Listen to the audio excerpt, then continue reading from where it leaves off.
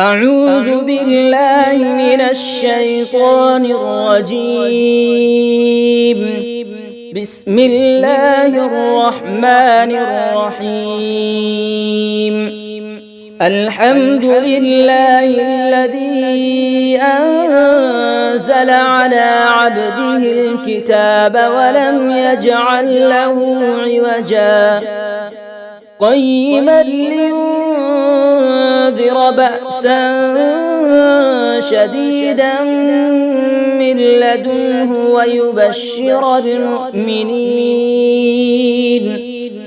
ويبشر المؤمنين الذين يعملون الصالحات أن لهم أجرا حسنا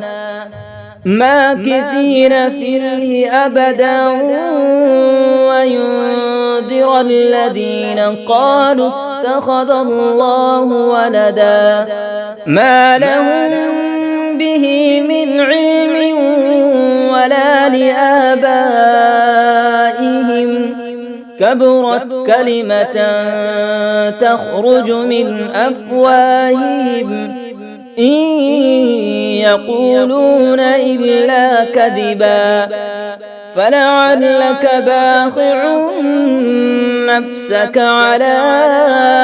آثارهم إن لم يؤمنوا بهذا الحديث يسفا إنا جعلنا ما على الأرض زينة لها لنبلوهم أيهم أحسن عملا وإنا لجاعلون ما عليها صعيدا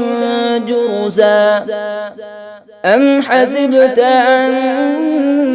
أصحاب الكهف والرقيم كانوا من آياتنا عجبا إذ أوى الفتية إلى الكهف فقالوا ربنا